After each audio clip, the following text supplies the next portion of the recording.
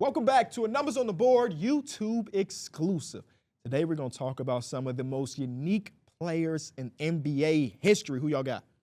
I know these guys are unique because of their body types, but like Luka and Jokic ability to dominate the league at their frame, like it's just something we haven't really seen. Like Jokic is, when you see him in Austin, he got this big beer belly. He's slow. He's not Shaq fast. used to be out of shape. But Shaq also was like really in shape, and he was yamming on you. It and just dunking nobody and could super keep up with athletic. Shaq at his size.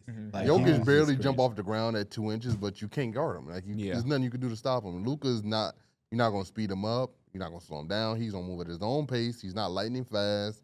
He is strong. He is like, he do got the strength to him, but he's not gonna do anything Do crazy you think athletic. they're able to do that just based on them being heavily skilled, or do you think it's something deeper than that? They're heavily skilled, but also like I think genetically they just don't have the genes. I think also because it's not like they were ever was super athletic. I mean, I think the most dunks Luka had was his rookie year, and then after that, it's been declining every year since. So I think for games that's not mostly always like favored on athleticism, they've been dealing with that. They're probably their whole life, scoring the basketball. People have been more athletic than them and more like gifted like that, and they just overcome it. They check two of the most important boxes, in my opinion, which is the skill set. You always want to be as skilled as you can be, and then they have the IQ. They know the game. They think the game. You can tell that they're real students of the game, so they can basically see things before they happen. And if you can take that with your skill, I don't care how much athleticism you lack, I think you're always going to find a way to get the job done because you are able to predict type of movement and patterns and tendencies of other guys, and you just outthink people. I think if we put some of the most skilled and high IQ players out against the most athletic, I think the skill is going to always overwrite the athleticism. Because if you don't know what to do with your athleticism, it's kind of going to get negated. And I think we see that a lot. I think we see guys come up through the ranks. They're super good in high school. They're highly ranked. They're McDonald's All-Americans. They can jump out of the gym.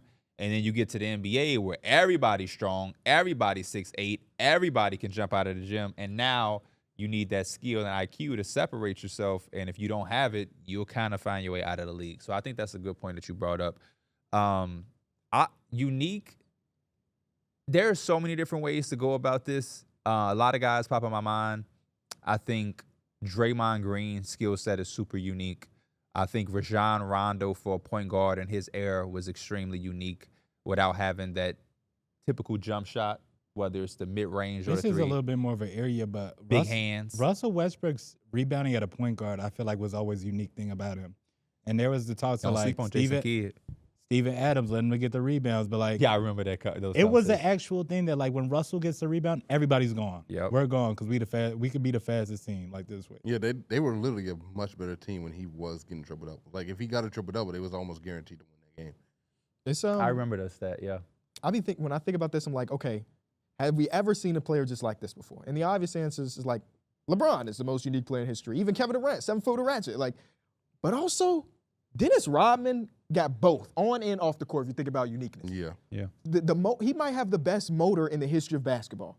There was nothing you were gonna do to prevent him from trying to go get that ball, and it was amazing. Like he made All-Star appearances, DPOY, like everything about it was unique, even down to the aesthetic. Where even now in 2025 or 2024, going on 2025, people will rock a Dennis Rodman shirt because you can have one where he had green hair. You have another shirt where he had pink hair, and One of he my might favorite leave shirts the is league like that.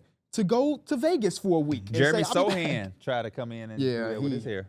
Let's relax. We're a little number bit. 10, two on the Let's Spurs. relax a little bit. When I think about like unique, I think about Dirk too, and the one leg or the behind the head shot at 7 foot.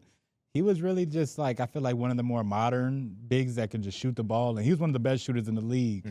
And we just didn't see that coming from behind the head and doing the behind the leg, or like he had some moves that NBA players adapted because they were like, it's gonna help my game. Another guy to a lower tier is Kevin Martin. Kevin Martin's shot form was so ugly and so weird, but he can go out there and get you 20 plus a night. I like Kevin Martin. I like Kevin Martin a lot. That shot, his play style ain't like the most craziest, bizarre thing, but that shot was definitely unique. Another guy different. that comes to mind, and it's just because he didn't play like he was in the NBA. He played like it was just a backyard street game. It's just Lance Stevenson. Like, I don't know. It's just the way he played. It felt like he was not in the same league, but he was still putting up numbers with it. another guy that's unique to me, and just in this standpoint of the league today, DeMar DeRozan shooting a mid-range shot when everybody else is trying to go perimeter-centric and three-point heavy. That stands out like a sore thumb for me. I think not necessarily because we've never seen it before, but I don't know too many guys in the league, or even like when I play basketball, that do what PJ Tucker does or did in his prime with the Rockets, where like PJ Tucker said, I'm gonna play 40 minutes. I'll take one shot, maybe one shot, and I'm giving you all I got everywhere else. Intensity, rebounding. And I'll play the center spot for you. Yes, I'll play the center spot. I'll fight. I'll argue. I'm going to talk on defense. I'm playing 39 minutes. Yep. And I may get one shot the entire game, and I'm fine with that. I'm going to come back, and I'm going to do it tomorrow too. Just very rare. Yeah. Just very, very rare when you talk about role. Anthony Mason was unique. He was like a Draymond to a lesser degree in his time. Rest in peace, Anthony Mason. Lot of unique guys. Sean Livingston being a tall point guard, getting into that mid-range was unique. I think about the opposite of that. Nate Robinson winning that many dunk contests at 5'8", 5'9". Yeah. I mean, that's insane. He even blocked Yao Ming on a possession. He might have poked him in the eye at the same time, but like that's a memorable moment for him to have as long of a career as he did as a backup, and then win these dunk contests and be able to jump up. Like that's just rare. I know we got Spud Webb. Spud Webb was in that dunk contest and won, but Spud was doing some elementary dunks. It was just the fact that he was 5'4" doing it. Yeah. Nate Robinson was really doing Superman type stuff. Yeah. And then he went against Superman and lost eventually. But. I also love like hearing people post-career. When we found out Boris Diaw was like, nah, I'm not doing no left-hand layups. That's just like super unique because we always talk about the pro level and how difficult and tough it is, and obviously it is. But you'll have, your elementary coaches will act like you have to do these certain things, or you see people depict certain guys.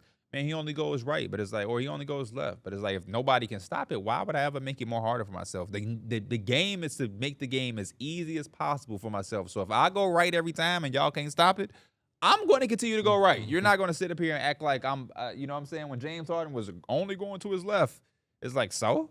Stop it. Feel like left-hand players do like go left all the time though. Like it's definitely I feel like right-hand players are more ambidextrous than left-hand players by a wide margin. I feel like it's kind of the same. I think right-hand people want to go to their right, and I think left, you want to go to your strong side naturally. Franz Wagner, we talked about on the podcast, Michigan and Orlando, they're going to run sets for him to get that ball on a dribble handoff and go to his right, and he's going to do what he does. No doubt about it. We mentioned the name Shaq already, but I got to say Shaq again. Yeah. They changed the NBA rules to prevent him from dominating because he was one of the fastest in the league, one of the strongest in the league, and there was nothing you could do to stop him other than foul him. That was it. That was all you could do, and we haven't seen a player like that. And he even said himself, nobody's really like me in the NBA right now, but the closest thing to it is Giannis. Mm-hmm.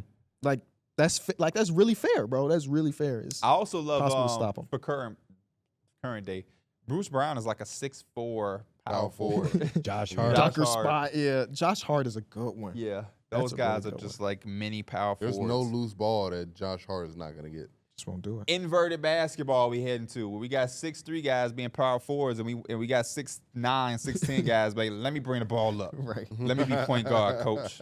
You let us know in the comment section some players that you find to be unique throughout NBA history. Another guy on top of my head, Ben Wallace. Shout out to Big Ben, man. Ben Wallace. He had a shoe. So 3 of them. Yeah. It was all to himself. You had a pair of them Stephen Berries. Nah. Leave a like, subscribe. We'll see y'all.